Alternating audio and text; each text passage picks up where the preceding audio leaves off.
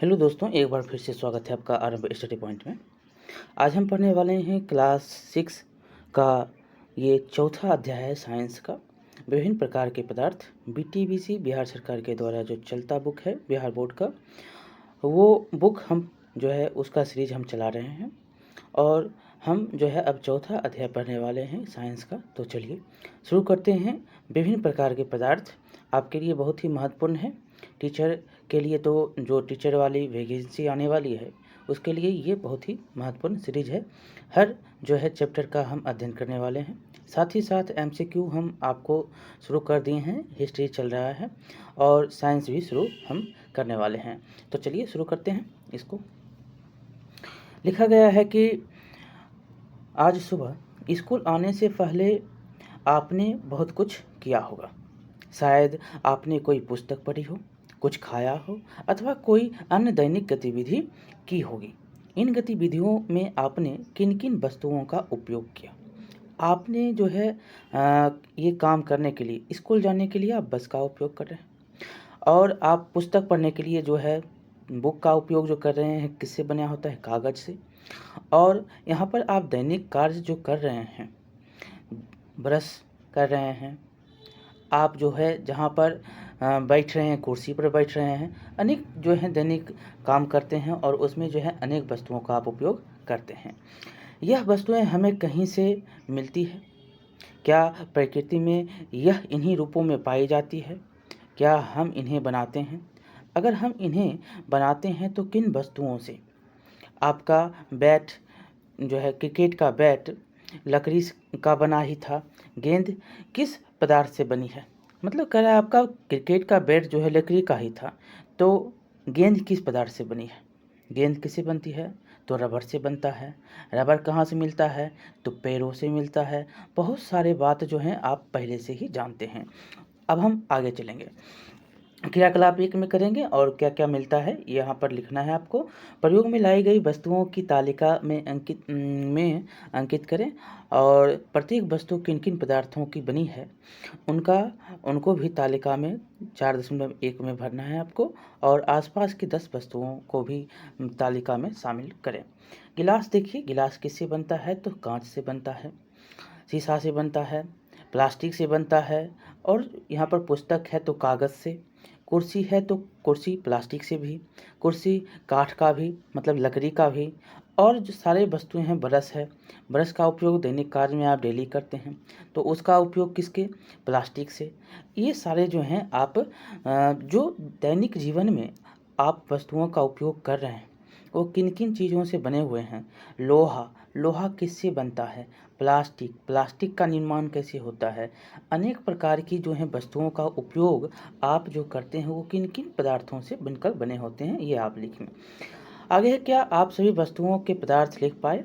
अपने शिक्षक और मित्रों की सहायता से विचार विमर्श करने के लिए कहता है। दूसरा क्रियाकलाप देखेंगे जिसमें कह रहा है कि आप पाएंगे कि कुछ वस्तुएं धातु से बनी है। किससे? तो धातु से। तो कुछ प्लास्टिक से। यहाँ पर जानकारी आपको देना है किससे, प्लास्टिक, कौन, धातु से। देखिए, धातु से बना हुआ आपको एल्युमिनियम, धातु से बना हुआ आपको लोहा में कुर्सी, धातु से बना हुआ आप जो बाइक चल रहे हैं बाइक, धातु से बना हुआ आप जो बस पर चढ़ रहे हैं बस स्कूल जाने के लिए। बहुत सारे जो हैं वस्तुएं धातु से बनती हैं। प्लास्टिक में देखिए, प्लास्टिक का जो है उपयोग आप दैनिक जीवन में जो है बहुत सारा काम करते हैं। पानी पीने के लिए किसका? प्लास्टिक का बोतल। और स्कूल में जाते हैं तो पानी पीने के लिए प्लास्टिक का बोतल लेकर जाते हैं। प्लास्टिक का बैग आप लेकर जाते हैं। प्लास्टिक का जो है आप उपयोग किस में करते हैं? और प्लास्टिक का उपयोग आप कर रहे हैं घर में अनेक प्रकार के काम, जैसे कि कोई भी डिब्बा डिब्बी हो गया, उसका कोई भी सामान रखने के लिए तो प्लास्टिक का उपयोग आजकल ज़्यादा होने लगा है। तो इस प्रकार से प्लास्टिक के उपयोग वस्तु जो भी उपयोग आप कर रहे हैं वस्तु क्या क्या बनता है आप बता सकते हैं। आपको हमने बहुत कुछ बताया अभी। यहाँ पर है कि आप जो है इनमें समूहीकृत करिए और किससे क्या बना है वो आपको बताना है और एक से अनेक गुण सभी के बताने हैं। देखिए, आगे हम पढ़ेंगे पदार्थों के गुण अब कैसे होते हैं। कठोरता, कठोरता क्या है? तो पदार्थों की सूची में दिए गए वस्तु हैं, वस्तु के आधार पर बनाने के लिए कहता है इनमें दबाने की कोशिश करिए। कठोर को हम लोहा को दबाइएगा तो दबेगा नहीं? दबेगा। वहीं पर आप स्पंज मतलब रुई को दबाइए, रुई क्या होगा? दब जाएगा। देखिए आगे है, कौन से पदार्थ आसानी से दब रहे हैं।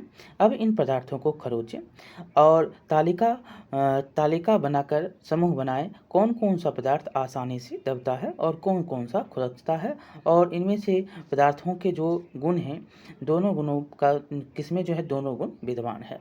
देखिए, आप जब प्लास्टिक को खरोचेंगे तो वो खर्चवाएगा नहीं। आप जब जो है लोहा को खरोचें तो लोहा को खरोचेंगे तो लोहा भी थोड़ा जो है जब लोहा पर हम खरोचना शुरू करते हैं तो आपको पता होगा कि उसका थोड़ा थोड़ा जो है डिज़ाइन अलग होता जाता है। आपको यहाँ पर लोहा दबेगा नहीं। स्पंज, जो रुई जो होता है, रुई से बना कपड़ा आप पहनते हैं, कपड़े मतलब कि वस्त्र, ये जो वस्तुएं होती हैं इसको आप दबाइए, ये क्या होगा, दबेगा। ये किससे बने, रुई से बने, इसलिए वो दब रहा है। प्लास्टिक रासायनिक पदार्थ से बना हुआ प्लास्टिक है, तो उसमें आपको दबाना है तो वो दबेगा नहीं, लोहा नहीं दबेगा। ये सारे जो हैं खरोचेंगे प्लास्टिक में तो उसमें भी आपको निशान दिखेगा। अब हम आगे देखेंगे, वे पदार्थ जो आसानी से दबाए जाए अथवा खरोचे जा सके कोमल पदार्थ है, जिसको आप दबा दें और खरोच दें, दोनों अगर क्रियाएं हो रही है वो क्या होगा, कोमल पदार्थ होगा। और जिसको दबाना कठिन है, जिसको आप दबा नहीं पा रहे हैं, वो क्या है, कठोर है। बताएं, रुई, स्पंज और लकड़ी कठोर है या कोमल है। देखिए, रुई क्या है तो कोमल है, लकड़ी क्या है तो कठोर है। समझ गए होंगे आप। आगे चलेंगे, स्पंज क्या है, स्पंज क्या है, स्पंज आपका कोमल है। चलिए आगे, अब देखेंगे चमक, कौन धातु है कौन अधातु है, इनके बारे में भी हम देखेंगे।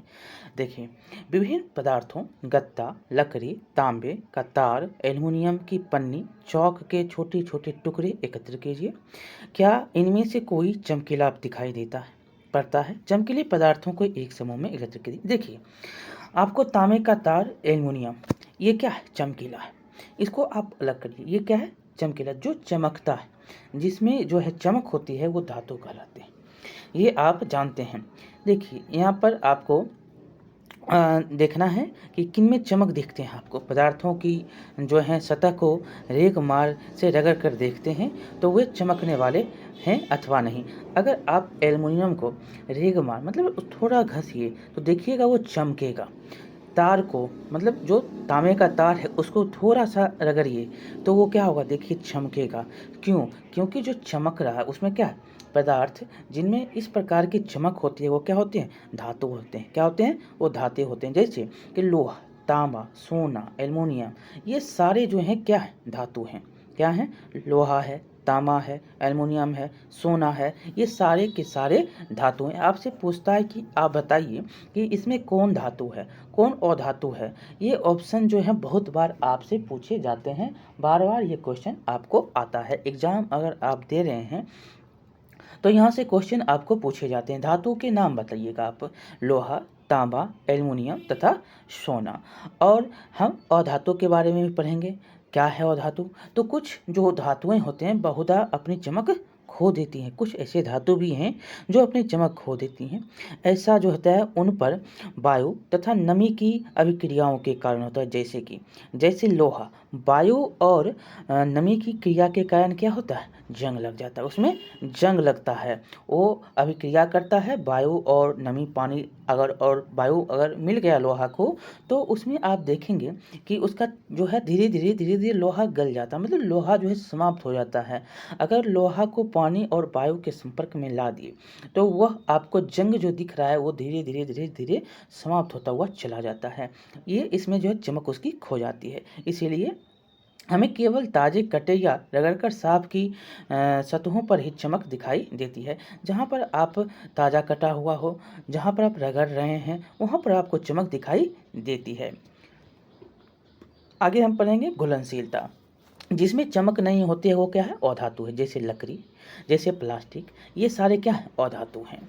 आगे देखिए, घुलनशीलता है तो आवश्यक सामग्री आपको लेना है। कांच के 4 गिलास, शक्कर, चम्मच, रेत, नमक और चौकोर। क्या है घुलनशीलता, किसमें जो है पानी में कौन घुल रहा है, इसमें आपको शक्कर घुल रहा है या रेत घुल रहा है, नमक घुल रहा है, चूर्ण घुल रहा है। घुल रहा है। तो आपको यहाँ पर देखना है कि कौन घुल रहा है पानी में, कौन समाहित घुलता है या नहीं घुलता है, ये देखना है।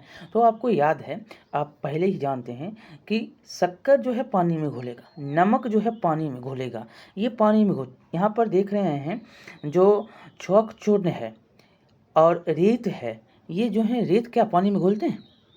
रेत पानी में घुलते हैं? नहीं घुलते हैं। चौक चूर्ण भी देखते हैं तो पानी में आपको घुलते हुए यहाँ पर हम देखेंगे क्या क्या है घुलते हुए दिखते हैं। तो कांच के 4 गिलास लें तथा प्रत्येक को 3/4 भर जल उसमें भर दें। एक गिलासों में क्रमशः 1-1 चम्मच शक्कर, रेत, नमक, चौक चूर्ण डालकर चम्मच से हिलाएं। अब उन्हें छोड़ दें। 5 मिनट बाद गिलासों का ध्यानपूर्वक अवलोकन करेंगे, देखेंगे कि इन गिलासों में क्या क्या हुआ है क्रियाकलाप में। तो शक्कर क्या होता है? घुल जाता है। रेत क्या है? नहीं घुलता है। नमक क्या होता है? घुल जाता है। चौक भी आपको घुला हुआ, उसका रंग वाइट आता है नज़र। अब आगे देखिए, जो घुल जाता है उसको विलय कहते हैं, जो घुलता नहीं उसको अविलय कहते हैं या घुलनशील अघुलनशील कहते हैं। ये आप जानते हैं, वही अब हम पढ़ेंगे। तो आप यह पाएंगे कि कुछ जो है कुछ पदार्थ जल में पुनः विलीन हो गए हैं, अर्थात घुल गए हैं। यह पदार्थ जो जल में घुल गए हैं उनको हम क्या कहते हैं? विलय कहते हैं। वो यह पदार्थ क्या होता है? हम यह कहते हैं कि ये पदार्थ जल में विलय है या घुलनशील हैं। जबकि कुछ पदार्थ जो ऐसे भी होते हैं जो जल में नहीं घुलते हैं। ये पदार्थ क्या होते हैं? अविलय या अघुलनशील होते हैं। जल में जो है कई पदार्थ को घोलने की क्षमता होती है। जल में जो है कई पदार्थ को घोलने की क्षमता होती है। जल को एक स्थिति में घोलक या विलायक कहेंगे। क्या है? जल जो है विलायक है। विलय कौन हो रहा है? विलय आपका हो रहा है नमक। विलायक कौन हो गया? जल। जिसमें जो घुल रहा है, जो घुलाने के लिए है वो विलायक हो गया, जो घुल रहा है वो विलय हो गया। मतलब आपको जो दिख नहीं रहा है वो विलय हो गया, जो दिख रहा है वो विलायक हो गया। ऐसे समझिएगा कि आपने जल के बारे में पढ़ा कि जल में कई पदार्थों को घोलने की क्षमता होती है और जल को इस स्थिति में घोलक या विलायक कहते हैं। घोलक भी नाम याद रखेंगे और विलायक भी। क्या जल के अलावा अन्य कोई पदार्थ घोलक हो सकता है? आपके हाथ में कालिक, पेंट या अलकतरा लग जाता है तो इसे आप किससे साफ करते हैं? शिक्षक से चर्चा करें। आपके हाथ में तेलीय पेंट या अलकतरा लग जाता है तो इसे आप केरोसिन, मिट्टी का तेल से साफ करते हैं। किससे साफ करते हैं? तो अलकतरा या कालिक ये लगते हैं तो केरोसिन या मिट्टी से साफ करते हैं, क्योंकि अलकतरा भी क्या है?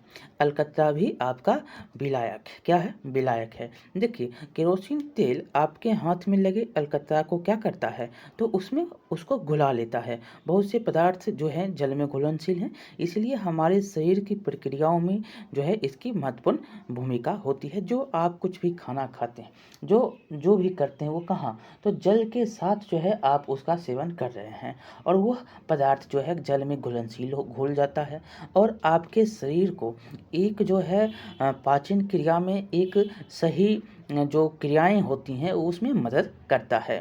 तो हमारे लिए क्या है? ये हमारे शरीर की प्रक्रियाओं के लिए जल बहुत ही आवश्यक महत्वपूर्ण भूमिका निभाता है। अब देखिए कितना घुला। कुछ पदार्थ ऐसे भी होते हैं जो ठंडे पानी में कम घुलते हैं पर गर्म पानी में ज़्यादा घुलते हैं। ठंडा पानी अगर है तो वो कम घुलेगा और ज़्यादा पानी होगा तो बहुत ही जल्दी से घुल जाएगा। देखिए, जैसे कि आपको यहाँ पर याद रखना है कि यहाँ पर कुछ ऐसे चीज़ को हमको लेना है, जैसे चीनी हो गया, नमक हो गया। देखेंगे कि आप चम्मच से मिला रहे हैं चीनी को तो घुलने में समय लगेगा, लेकिन वही जो है आप गर्म पानी में दीजिए, तुरंत गर्म हो जाएगा, तो तुरंत आपको वो घुल जाएगा। देखिए यहाँ पर दिया भी गया है कि आधी कटोरी पानी लीजिए, उसमें आधा चम्मच चीनी डालिए और चम्मच से मिलाइए। घुलने पर आधी चम्मच चीनी फिर डालिए और मिलाइए। क्या चीनी घुली? आप जो है एक एक चम्मच करके आप डालते रहिए, वो जो है घुलना आपको धीरे धीरे जो है यहाँ पर देखेंगे क्या घुल जाता है। तब तक ऐसे करते रहेंगे जब तक पानी चीनी में घुलती रहे। नहीं घुलने पर पानी को गर्म कीजिए तथा अवलोकन करिए। आप देखेंगे कि पेंदी में परी चीनी घुल जाती है। क्या होती है? जो पेंदी में आपको चीनी दिख रहा है वो क्या होता है? घुल जाता है। गर्म करिएगा तो वो घुल जाएगा, जबकि ठंडा में आपको वो पेंदी पर ही दिखता है। अगला देखेंगे, जो यहाँ पर दिख रहा है कि पानी में पदार्थ लेंगे, नमक लेंगे, चीनी लेंगे, ठंडे पानी में थोड़ा उसको टाइम लगता है, जबकि गर्म पानी में क्या होता है? जल्दी से वो घुल जाता है। अगला देखेंगे कि आपको पता है पानी की निश्चित मात्रा में किसी पदार्थ की अधिकतम कितनी मात्रा घुलती है।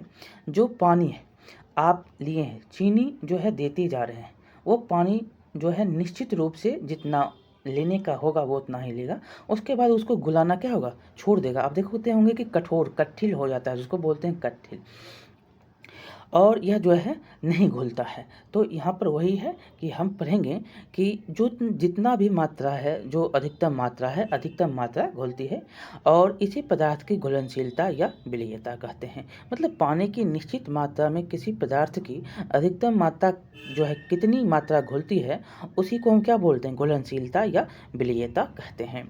और इन घोलों को संतृप्त घोल कहते हैं। जो ज़्यादा से ज़्यादा पानी जो है पानी की निश्चित मात्रा में जो है किसी पदार्थ की अधिकतम कितनी मात्रा घुल रही है, वही घुलनशीलता है। इसको या विलेयता बोलते हैं। और इन घोलों को हम संतृप्त घोल भी कहते हैं। संतृप्त घोल कहते हैं।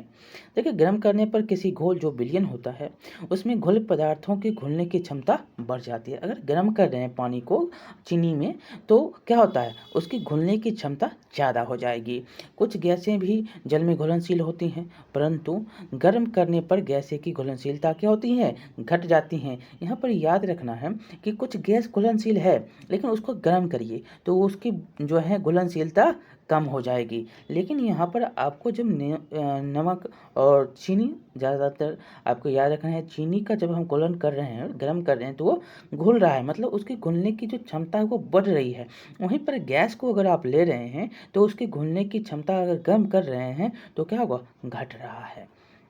आगे देखेंगे, गर्म करने पर क्या होता है? किसी संतृप्त घोल में अधिक पदार्थ घोलना तो आप क्या करेंगे? घोल को गर्म करके देखिए। नमक के संतृप्त घोल को गर्म कीजिए, उसमें आधा चम्मच नमक और डालिए। क्या यह घोला? पुनः जो है गर्म कीजिए और नमक डालिए। क्या हुआ? तो आपको नमक और पानी में देखते होंगे कि घुलता हुआ दिख रहा है। क्रियाकलाप देखेंगे, तो क्रियाकलाप में है सिरका, नींबू का रस, सरसों का तेल, नारियल का तेल, मिट्टी का तेल अथवा अन्य किसी द्रव के नमूने एकत्र कीजिए। क्या एक गिलास जो है कांच का एक गिलास लेंगे, इसके आधे भाग को जल से भरिए। अब इसमें कुछ चम्मच भरकर कोई द्रव मिलाइए और भली भांति हिलाइए। अब कोई द्रव उसमें मिला लेंगे और उसको हिलाएंगे। इसे 5 मिनट तक के लिए हम छोड़ देंगे। अवलोकन करेंगे तो यह द्रव जल के साथ मिश्रित हो जाता है। जितने अधिक जो हैं अन्य द्रव आपको उपलब्ध हो सके, उन सभी के साथ उपयोग करके आप दोहरा सकते हैं। देखिए, यहाँ पर कुछ जो है हम क्या देखते हैं? हम यह देखते हैं कि कुछ द्रव जल में पुनः मिश्रित हो जाते हैं, कुछ द्रव जो है जल में मिश्रित नहीं होते हैं, और कुछ समय तक ऐसे छोड़ देने पर अपनी जो है पृथक परत बना लेते हैं। जैसे कि आपको तेल को आप कुछ समय छोड़ दीजिए, उसका परत बन जाएगा। क्या होगा? परत बन जाएगा। नींबू का रस क्या होगा? घुल जाएगा। सरसों का तेल नहीं घुलेगा। यहाँ पर आपको बताना है, नारियल का तेल नहीं मिश्रित होगा, सरसों का तेल नहीं मिश्रित, ये मिश्रित भली भांति हो जाएगा। केरोसिन का तेल नहीं मिश्रित होगा। ये जो है ऊपर चले आते हैं। आगे देखेंगे, कुछ जो जैसे जल में घुलनशील हैं जबकि अन्य नहीं हैं। सामान्यतः जल में कुछ गैसें थोड़ी मात्रा में घुलनशील हैं। गर्म जल में ऑक्सीजन की घुलनशीलता क्या होती है? घटती है। बहुत बार क्वेश्चन ये पूछे गए हैं। गर्म जल में ऑक्सीजन की जो है घुलनशीलता, गैस जो होती हैं घुलनशीलता गर्म करने पर घट जाता है। जल में विलीन ऑक्सीजन गैस जल में रहने वाले जंतुओं, पादपों के लिए क्या है? अत्यधिक महत्वपूर्ण है। जैसे कि मछली हो गया, पादप हो गया, जंतु हो गया, बहुत सारे जो हैं ऐसे जो जल में विलीन ऑक्सीजन से ही अपनी सांस लेते हैं। अब देखेंगे पारदर्शिता क्या है? क्रियाकलाप, कांच के टुकड़े, प्लास्टिक की थैली, गत्ता, कागज इत्यादि सामग्री एकत्र कीजिए। एक एक करके इसमें जो है होकर जलते बल्ब को देखने का प्रयास करें। क्या आपको कुछ दिख रहा है? इस आधार पर इसका पृथक्करण हम करेंगे, आधार पर पदार्थों का समूह बनाएंगे। जैसे प्लास्टिक में आपको रोशनी दिखता है, जैसे कांच के टुकड़े में आपको रोशनी दिखता है, गत्ता है तो उसमें आपको रोशनी दिख रहा है? नहीं दिख रहा है। तो वही हम देखेंगे, वह पदार्थ जिससे होकर वस्तुओं को देखा जा सकता है उसे पारदर्शी कहते हैं। क्या कहते हैं? पारदर्शी कहते हैं। जैसे कांच जो शीशा है, आर पार आप उसको देख सकते हैं। जैसे कि कागज, उसमें आपको आर पार पूरा नहीं दिखा। प्लास्टिक का गत्ता, उसमें भी नहीं। गत्ता, उसमें भी नहीं। तो ये पारदर्शी नहीं है। और जो ऐसे वस्तु होते हैं जिसका जो है वस्तुओं का हम आर पार देख सकते हैं, वो पारदर्शी कहलाते हैं। देखिए, कुछ पदार्थों में वस्तुओं को नहीं देखा जा सकता, ये क्या कहलाते हैं? ये अपारदर्शी कहलाते हैं। कुछ अपारदर्शी पदार्थों के उदाहरण जैसे दीजिए। जैसे कि आपको हो गया काठ, लकड़ी, इसे आप आर पार जो नहीं देख सकते, दीवार आर पार नहीं देख सकते। कुछ जो है अपारदर्शी पदार्थों के उदाहरण यहाँ पर आपको हमने दिए। अब देखिए, कुछ पदार्थ ऐसे भी होते हैं जो आपको धुंधला और अस्पष्ट दिखाई देता है। ऐसे पदार्थ जो होते हैं उसको पारभासी कहते हैं। आपको जो है धुंधला और थोड़ा मोड़ा आपको दिखाई देता है, वो क्या है? पारभासी है, वो पारभासी कहलाता है। यहाँ पर देख सकते हैं आर पार दिख रहा है, पारदर्शी। ये अपारदर्शी नहीं दिख रहा है, ये पारभासी। तो चलिए आगे चलते हैं। अब है उत्प्लावकता। उत्प्लावकता किसको कहते हैं? तो देखिए, कुछ पदार्थ जो जल में मिश्रित नहीं हो पाते, वे जल की सतह पर आकर क्या होते हैं? तैरने लगते हैं। अन्य डूबकर गिलास की तली में बैठ जाते हैं। ये देख रहे हैं लोहे जो कि पत्थर आपको दिख रहा है, ये तैरता हुआ। और यहाँ पर आपको पेंसिल, पत्ता, लकड़ी, ये सारे क्या हैं? तैरते हुए। और ये सॉरी, ये जो है लोहा और लोहा दिख रहा है, पत्थर दिख रहा है, ये सारे तो डूबे हुए आपको दिखाए गए हैं, डूब जाता है। और किसी तालाब की सतह पर गिरी सूखी पत्तियां व कंकड़ जो आप इसी तालाब में फेंक देते हैं, शहद की वे बूंदें जिन्हें आप गिलास के जल में गिराते हैं, और इसका क्या होता है? तब जो है इन सब का क्या होता है, आप इसके बारे में यहाँ पर हम देखेंगे। देखिए, उदाहरण आपको देना है कि जल में तैरने वाले तथा जल में डूबने वाले पदार्थों के 5 पदार्थ नाम लिखेंगे। अन्य द्रवों जैसे कि तेल में यही पदार्थ तैरते हैं अथवा डूब जाते हैं, इनके बारे में परीक्षण करेंगे। देखिए, यहाँ पर कुछ वस्तुएं हैं, एकत्र कीजिए और बर्तन के आधे भाग को जल से भर दीजिए और प्रत्येक वस्तुओं को बारी बारी से हम देखेंगे। पानी में तैरने और पानी में डूबने वाले वस्तुओं के समूह बनाएंगे। पानी पर तैरने वाली वस्तुएं हल्की तथा पानी में डूब जाने वाली वस्तुएं भारी होती हैं, ये आप जानते हैं। लोहे की बनी वस्तुएं जो होती हैं पानी में डूब जाती हैं क्योंकि वो भारी होती है, जबकि एक छोटा सा पिन जो होता है वो नहीं डूबता है। यहाँ पर देखेंगे एक छोटा पिन जो है वो डूब जाता है, जबकि परंतु यहाँ पर लोहे का बना जो जहाज होता है वो पानी में नहीं डूबता है। क्यों नहीं डूबता है? उसका घनत्व जो होता है, इसके बारे में पढ़ेंगे, घनत्व कम होता है, इसके कारण वो नहीं डूबता है। देखिए, हमने यह सीखा कि पदार्थों के अपने भिन्न आकार एवं आकृति तथा गुण होते हैं। क्या होते हैं? पदार्थ के आकार, आकृति, गुण सब अलग अलग होता है तथा जो है इनके जल अथवा अन्य द्रवों में मिश्रित होने की ढंग भी अलग अलग भिन्न भिन्न होती है। वे जल में तैर अथवा डूब सकते हैं, पारदर्शी और अपारदर्शी पारभासी हो सकते हैं। पदार्थों का समूहन उनके गुणों के समानताओं अथवा विभिन्नताओं के आधार पर किया जाता है। उसका जो है आप आधार देखेंगे क्या क्या है, उस आधार से करते हैं। देखिए, यहाँ पर देखेंगे हम कि हमें पदार्थों को समूह में रखने की आवश्यकता क्यों पड़ती है। दैनिक जीवन में हम प्रायः पदार्थों का वर्गीकरण या समूहन अपनी सुविधा के लिए करते हैं। घर में हम अपनी वस्तुओं का उपयोग भंडारण सामान्यतः इस प्रकार की है कि एक जैसी वस्तुएं एक साथ रखी हो, और इस प्रकार की व्यवस्था द्वारा हम आसानी से ये पता लगा सकते हैं। और इसी प्रकार कोई फरसारी प्रायः सभी प्रकार के बिस्कुटों को अपनी दुकान में एक कोने में रखता है। सभी साबुनों को एवं प्रसाधन सामग्री को अन्य स्थान पर, जबकि अनाज तथा दालों एवं भंडारण किसी अन्य स्थल पर रखता है। सबके अलग अलग जो है स्थान हैं। इस प्रकार के समूहन के लाभप्रद होने का एक दूसरा कारण भी है। पदार्थों को इस प्रकार समूह में बांटकर उनके गुणों का अध्ययन तथा इन गुणों में किसी प्रतिरूप पैटर्न या अवलोकन करना जो है सुविधाजनक बन जाता है।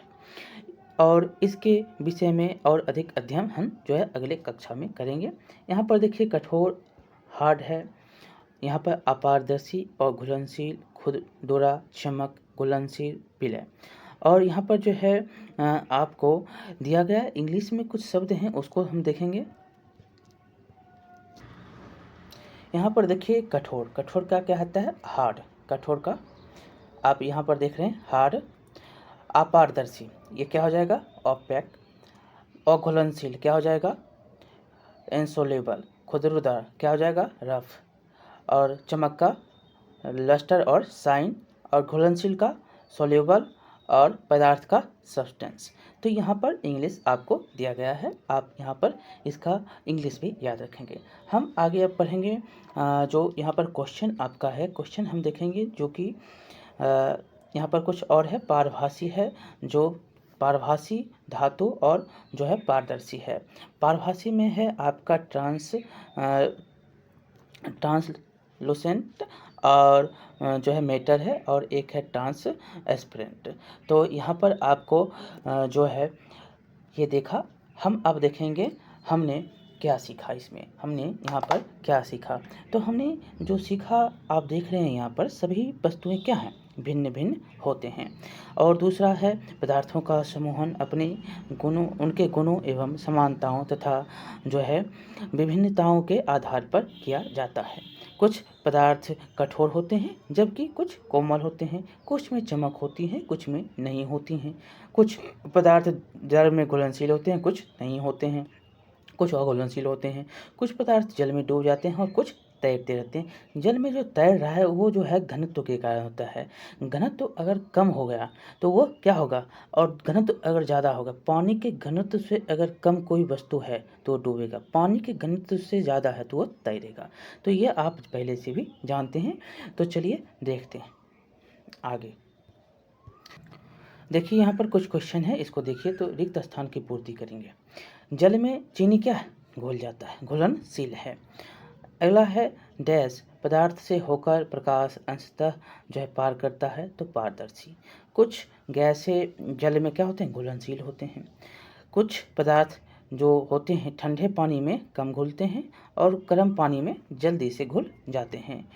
और यहाँ पर मिलाना है आपको। विलय कौन है और अविलय? देखिए मिलाते ही चलते हैं। विलय कौन है? नमक और चीनी। अविलय कौन है? लोहा और रेत। घोलक कौन है? तो जल। चमकीला पदार्थ आपको कौन है? तो पराया धातु। और जल में विलयन गैस कौन है? तो ऑक्सीजन। अगला देखेंगे जो कि फिर से आपको सही गलत आपको रिक्त स्थान में यहाँ पर दिया गया है और भरना है। देखिए वे पदार्थ जो आसानी से दबाए एवं खरोचे जा सकते हैं क्या होते हैं? कोमल होते हैं। हमारे हाथ में तेलीय पेंट या अलकतरा लग जाता है तो इसे किससे हम साफ करते हैं? केरोसिन तेल से। वही पदार्थ जिनसे होकर प्रकाश को देखा जा सकता है वो क्या कहलाते हैं? पारदर्शी। वही पदार्थ जिनसे होकर वस्तुओं को नहीं देखा जा सकता वो अपारदर्शी कहलाते हैं। अगला क्वेश्चन है 5वां नंबर कि पानी पर तैरते हुए वस्तुएं, पानी पर तैरने वाली वस्तुएं डैश तथा पानी में तैरने वाली वस्तुएं जो होती हैं क्या होते हैं? हल्के होते हैं, और जो डूब जाते हैं वो भारी होते हैं। तो अब इसलिए यहाँ पर जो है ये डूब जाता है, भारी होता है। यहाँ पर आपको सही विकल्प चुनना है। निम्न में कोमल पदार्थ कौन है? तो कोमल पदार्थ आपको कौन है? तो रबर है। अगला है निम्न पदार्थ में चमक होता है तो किसमें चमक होता है? तो यहाँ पर चमक होता है निम्न पदार्थ में चमक होती है तो सोना में आपको चमक होता है। अगला देखेंगे यहाँ पर निम्न में कौन कौन से पदार्थ जल के अलावा भी घोलक हो सकता है? जल के अलावा भी घोलक हो सकता है। तो यहाँ पर जल के अलावा जो घोलक होने वाले हैं ये कौन हैं? तो केरोसिन तेल हैं।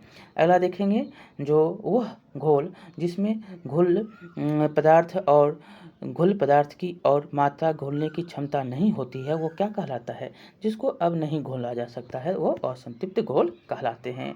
वे ऐसे पदार्थ जिनसे होकर वस्तुएं या चीज़ें स्पष्ट रूप से या धुंधली दिखाई देती है, अस्पष्ट और धुंधली, तो वो अपारदर्शी कहलाते हैं। तो इस प्रकार आपका ये सारा जो है ऑप्शन सहित हमने क्वेश्चन को कर दिया। यहाँ पर कुछ ऐसे भी हैं जो नाम बताने के लिए कहता है। तो चलिए आपका यहाँ पर जो है ये चैप्टर समाप्त होता है। आपको कैसा लगा बताएंगे, लाइक करेंगे, शेयर करेंगे और सब्सक्राइब करना नहीं भूलेंगे। बहुत बहुत धन्यवाद। मिलते हैं अगले वीडियो में।